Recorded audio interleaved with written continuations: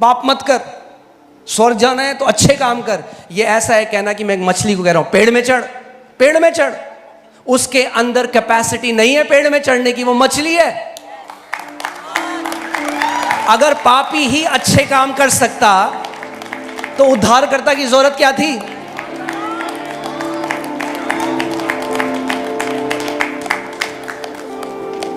पाप मत कर सुसमाचार नहीं है। परमेश्वर कहता है मैं तुझे एक नया स्वभाव दूंगा, एक नई आत्मा तेरे अंदर डाल दूंगा।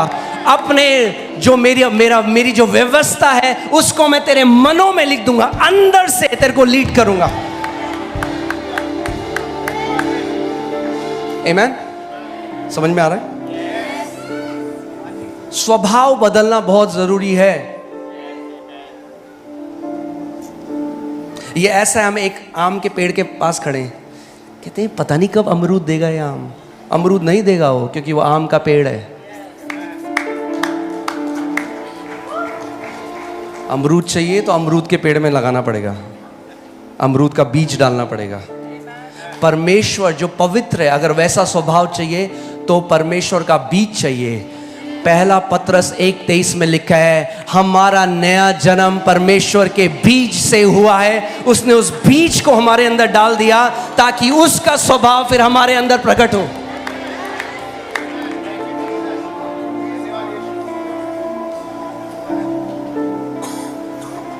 क्या लिखा है? क्योंकि तुमने नाशमान नहीं परंतु अविनाशी बीज से परमेश्वर के जीवते और सदा ठहरने वाले वचन के द्वारा नया जन्म पाया है।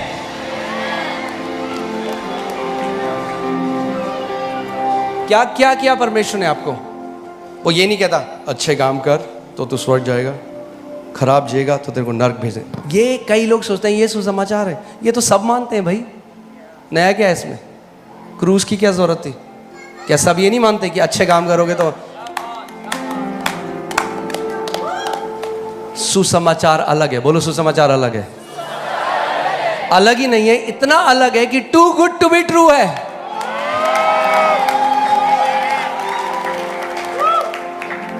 Too good to be true है। आमीन? यहां पे देखिए रोमियो 10 में क्या लिखा है? क्योंकि वे परमेश्वर की धार्मिकता से अनजान होकर, ये यहूदियों के लिए लिखा है, और अपनी धार्मिकता स्थापित करने का यत्न करके परमेश्वर की धार्मिकता के अधीन ना हुए। एक परमेश्वर की धार्मिकता है और एक मनुष्य की धार्मिकता है। और जो मनुष्य की धार्मिकता है, यशाया 64 में लिखा है कि वो परमेश्वर के सामने फटे पुराने चिथड़े हैं। क्या है आपकी धार्मिकता? फटे पुराने चिथड़े, गंदे कपड़े, बदबूदार, वो है हमारे अच्छे धर्म के काम। अगर आप धर्म के काम उद्धार से पहले लगाते हैं तो फटे पुराने चिथड़े। यहूदी जो है ना, ये लोग क्या कह रहे हैं? ये कह रहे हैं कि हम अपने कर्मों से अपनी धार्मिकता स्थापित करेंगे। हम परमेश्वर के सामने खड़े हो सकते हैं ये कह के कि देख प्रभु,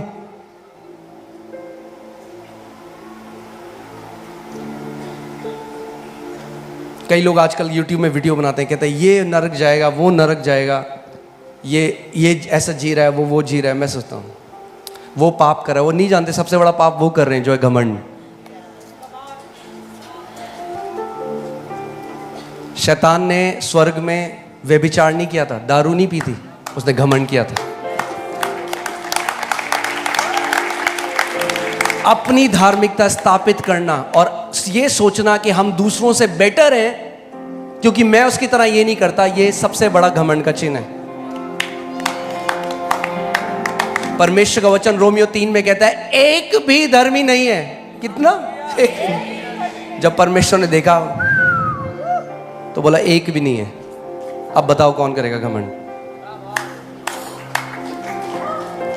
एक भी नहीं है, उसने कहा एक भी नहीं, कोई भी धर्मी नहीं है।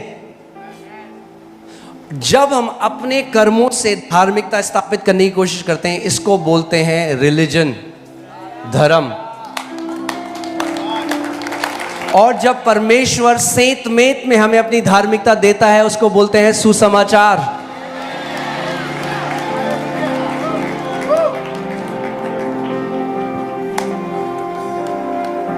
हालेलुया। बहुत जरूरी है इस बात को समझना। कई लोग मछली हैं, वो पेड़ में चढ़ने की कोशिश कर रहे हैं, और जब नहीं चढ़ पाते तो वो नाराज हो जाते हैं। नहीं चढ़ पाओगे पेड़ में। इसीलिए प्रभु जानता है हम लोग नहीं कर सकते, इसीलिए उसने कहा तुम्हें नए सिरे से जन्म लेना जरूरी है पहले। सुसमाचार कर्मों के बारे में नहीं है, सुसमाचार नए जन्म के बारे में है। आमीन। क्योंकि वे परमेश्वर की धार्मिकता के अधीन नहीं हुए। क्यों नहीं हुए परमेश्वर की धार्मिकता के अधीन? क्योंकि वो अपने कर्मों से धार्मिकता स्थापित करना चाह रहे थे। अगर आप अपने कर्मों से धर्मी बनना चाहते हो तो आप कभी परमेश्वर की धार्मिकता के अधीन नहीं आओगे। याद है मैंने आपको कुछ दिन पहले बताया था कि मैं और पास्टर से हम बात करते कि अगर चर्च में एक वैश्या, एक चर्च में एक मर्डरर आ जाए और वो प्रभु यीशु मसीह को ग्रहण कर ले, तो वो उतना ही धर्मी है जितना धर्मी पास्टर है। कई लोगों को पछता नहीं है, तो ये कैसे हो सकता है? हम तो 40 साल से उपवास रखते हैं। यही तो बात है, यही तो सुसमाचार है।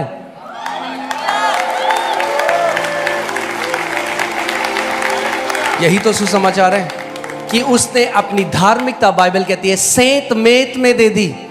यानी सेंत मेत में मतलब मुफ्त में दे दी, यानी आप उसे कमा नहीं सकते।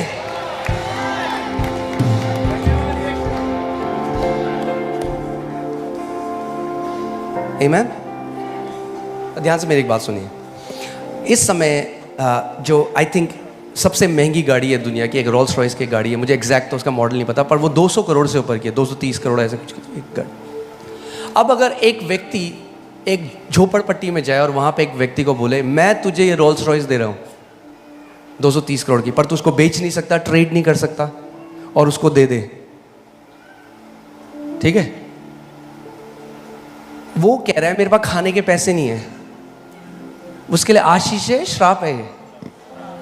उसके लिए आशीष नहीं है, क्योंकि उसको रोल्स रॉयस तो दे दी, मगर उसके पास खाने के पैसे नहीं है। वो तेल कैसे भराएगा उसमें? उसको मेंटेन कैसे करेगा? कुछ लोगों को लगता है परमेश्वर ने उद्धार दे दिया, मगर वो कहता है अब अपनी सामर्थ्य में तुम्हें मेंटेन करना है इसको। ये सुसमाचार नहीं है।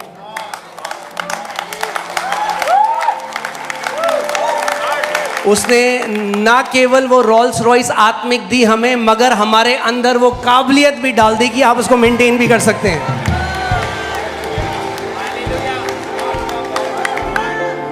आमीन। उसने नहीं कहा अब मैंने तुम्हें धर्मी बोल दिया है, अब अगर तुमने एक गलती करी,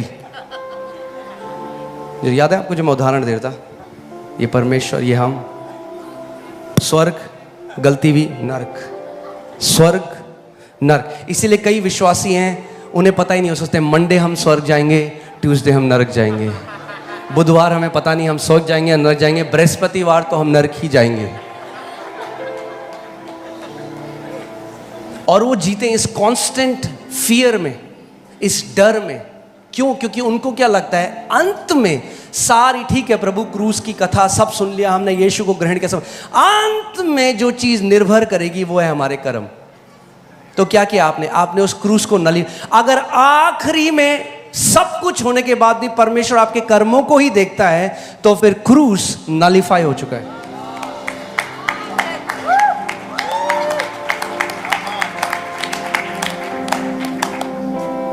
खुद सोचिए,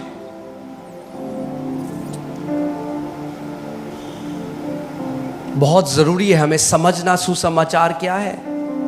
आप सोचिए, एक छोटी बेटी है, मतलब एक बेटी है जो बढ़ गई है, छोटी नहीं है, बढ़ गई, उसकी शादी हो गई और उसका पति बहुत गुस्से वाला है, मतलब पागल हो जाता है गुस्से से। तो वो इस डर में रहती है 24 घंटे की ये मुझे घर से ना निकाल दे। तो पूरी लाइफ वो क्या करती है? उसको खुश करने की कोशिश करती है। ऐसे कई मसीह जीते हैं परमेश्वर के साथ। उनको लगता है कि ये बाइपोलर है परमेश्वर। क्या है बाइपोलर? समझते हैं ना आप? उसको बहुत भयंकर गुस्सा आ जाता है। तो अगर मुझसे एक गलती हुई तो वो मुझे नरक में जला देगा। सोचिए अगर एक ऐसी लड़की है, क्या सोचते हैं आप उसके दिल की हालत क्या होगी, क्या उसकी मेंटल कंडीशन होगी? हमेशा भय में होगी, इनसिक्योरिटी में होगी, अपने पति को लगातार खुश करने की कोशिश करेगी, कहीं ऐसा ना हो मुझे रिजेक्ट कर दे, मुझे त्याग दे, मुझे घर से निकाल दे। ऐसे हम सोचते हैं परमेश्वर भी है, क्योंकि नहीं जानते वो कैसा है। क्योंकि जो अलग अलग जो आज गॉस्पेल बोली जाती है, जो गॉस्पेल है ही नहीं।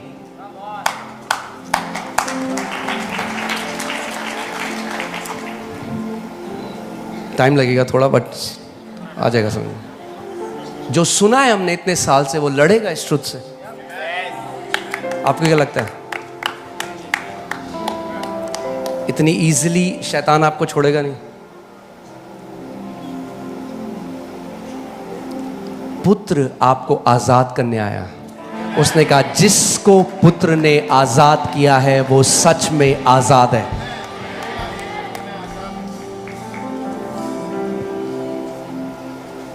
आमीन। आप समझ रहे हैं? अच्छा मेरे को एक बात बताइए, आप में से कितने लोगों ने बहुत अच्छा काम किया या आपने कुछ कर्म किया पैदा होने के लिए? कितने बंदों ने काम किया पैदा होने के लिए? काम पैदा होने के बाद शुरू होता है।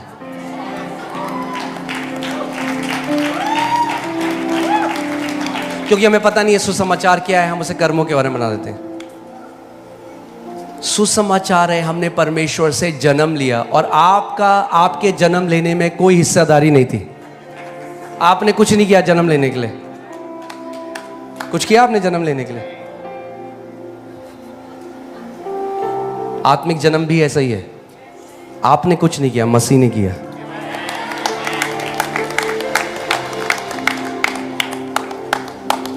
आमीन। अब जब आपने जन्म ले लिया, अच्छा आपने जो जन्म ले लिया, क्या आप दोबारा, मतलब कैसे बोलते इंग्लिश में बोलते हैं अनबॉर्न, आप अजन्मे हो सकते हैं? आप बोलेंगे हाँ जी मैं 1980 में पैदा हुआ था मगर फिर मैं वापस चला गया, फिर मैं पैदा नहीं हो रहा। क्योंकि हमने सुसमाचार बना दिया स्वर्ग और नरक के बारे में। और ये तो हम लोग क्या सोचते हैं सुसमाचार के बारे में कि अंत तक आपको मेहनत करती रहनी है, अंत तक आपको लगातार खुश करने की कोशिश करनी परमेश्वर को, आखिरी तक आपको नहीं पता आखिरी सांस के बाद स्वर्ग जाओगे या नरक जाओगे। ये बना दिया हमने सुसमाचार।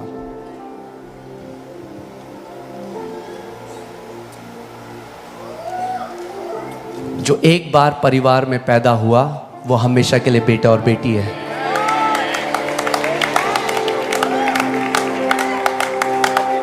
जो आप प्रभु के घर में पैदा हो गए, अगर पैदा यही होना है बस, अगर हो गए तो पैदा हो गए।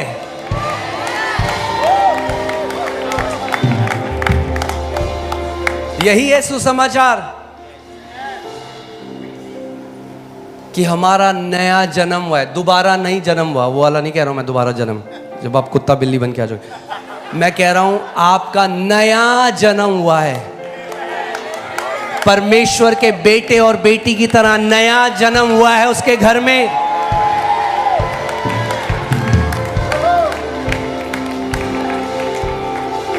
आमीन। अब मैं आपसे एक बात बता रहा हूं, कुत्ते को भौंकना कौन सिखाता है? मछली को तैरना कौन सिखाता है? उनके अंदर स्वभाव है। आपके अंदर किसका स्वभाव है? आपके पिता का। तो उस स्वभाव को बहने दो, खुद पवित्रता में चलने लग जाओगे, क्योंकि हमारा पिता पवित्र है। उस नेचर को अपने आप, अगर अपनी धार्मिकता स्थापित करने की कोशिश करोगे तो राइचियसनेस नहीं काम करेगा। अगर परमेश्वर के स्वभाव को दो। आमीन। बहुत जरूरी है हम लोगों के लिए आज जानना कि सुसमाचार क्या है, क्योंकि अगर आप नहीं जानते कि सुसमाचार क्या है, आप जिंदगी भर इस फियर में रहोगे। एक मुस्लिम भाई है, मैं उनसे पूछ रहा था, वो कह रहे थे कि चाहे हम कितना भी रोज़ा कर लें, चाहे हम कितना भी हम मक्का मदीना चल जाएं, कुछ भी कर दें, आखिरी में एक दिन है जिसको बोलते हैं डे ऑफ दियामा, यानी दियामा का दिन। जब तक हमें नहीं पता कि हम जन्नत जाएंगे, हम जहन्नुम जाएंगे, पूरा आखिरी में डिपेंड करता है मूड पे, ऊपर वाले के। मगर हमारा ऐसा नहीं, हमारा मूड पे नहीं, हमारा यीशु के बलिदान पे डिपेंड करता है। आमीन।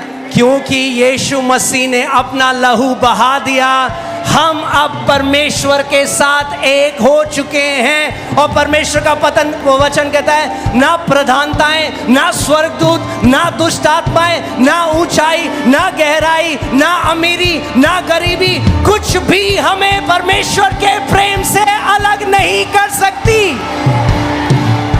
आमीन, हालेलुया। ये है गुड न्यूज।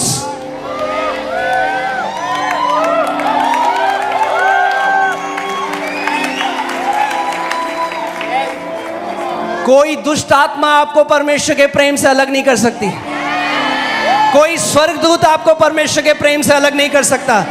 कोई अमीरी आपको परमेश्वर के प्रेम से अलग नहीं कर सकती। कोई गरीबी आपको परमेश्वर के प्रेम से नहीं अलग कर सकती। आमीन। बोलो, मैं मसीह के साथ एक हो चुका हूं।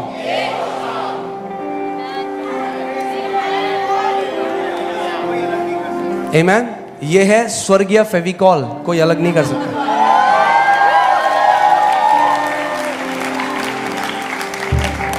उद्धार क्या है? हम एक दिन स्वर्ग जाएंगे, उद्धार नहीं है।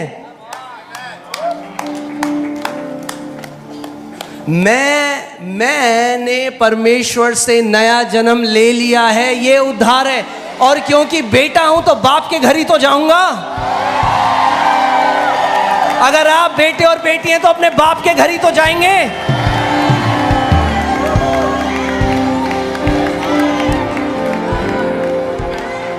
आमीन। कोई है जो बच्चा घर जाता है, बाप बाहर खड़ा होता है, वेट, रिपोर्ट कार्ड, फेल हो गया, निकल घर से बाहर। हालांकि पृथ्वी पे कई बाप ऐसे करते हैं, मगर वो हमारा स्वर्गीय बाप ऐसा नहीं है।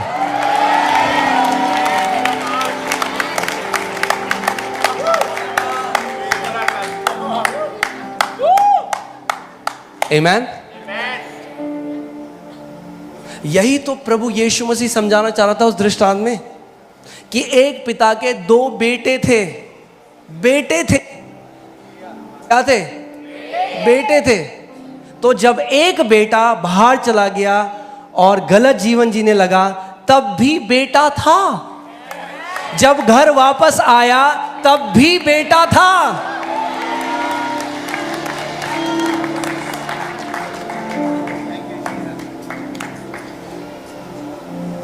कई मसीह आज जो बेटे हैं, गलत जीवन जीते हैं, रिबेलियन में जीते हैं, उनकी लाइफ टेरिबल। क्या हुआ उसकी लाइफ में? क्या बताइए, क्या बताइए यीशु मसीह ने?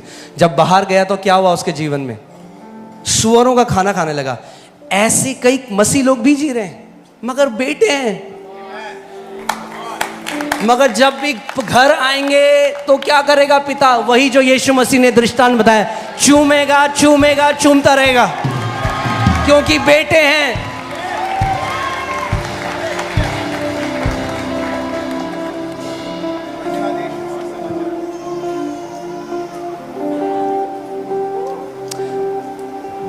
मैं आपको बता रहा हूँ, सुसमाचार ने अगर आपको ऑफेंड नहीं करा ना, तो आपने सुसमाचार सुना ही नहीं है कभी। अरे बोले नहीं नहीं, ये नहीं हो सकता, तो ये सुसमाचार है ही नहीं।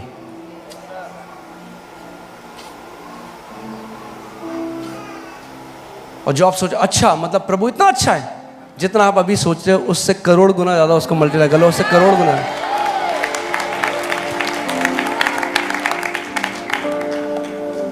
क्या मैं ये कह रहा हूं कि जैसा हम पृथ्वी पे जीते हैं उसका कोई कॉन्सिक्वेंस नहीं है? कॉन्सिक्वेंस है। आप जो मसीह एक गलत जीवन जीता है यहां पे, हालांकि परमेश्वर का बेटा है, मगर एक दास की तरह जिएगा। हालांकि उसके अंदर एक ओवरकमिंग नेचर था, मगर फिर भी एक दास की तरह जिएगा। मगर उद्धार परमेश्वर ने आपको आपके कर्म देखकर नहीं दिया, अपने पुत्र को देखकर दिया।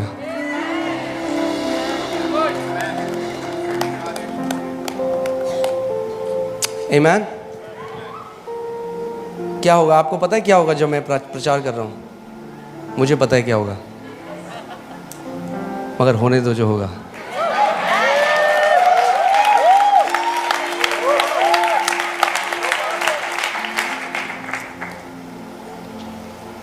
क्योंकि क्या होगा, याद रखिए, अगर आप अपनी धार्मिक, अगर आप मसीह में आ गए और आप पहले सिगरेट पीते थे, शराब पीते थे, आप नहीं पीते, मगर आप आज क्योंकि आप नहीं पीते और आप सोचते हो कि आप पवित्र इसलिए हो क्योंकि आप सिगरेट और शराब नहीं पीते, तो शैतान भी सिगरेट और शराब नहीं पीता था मगर अपवित्र था। क्यों? क्योंकि उसके मन के विचार अपवित्र थे।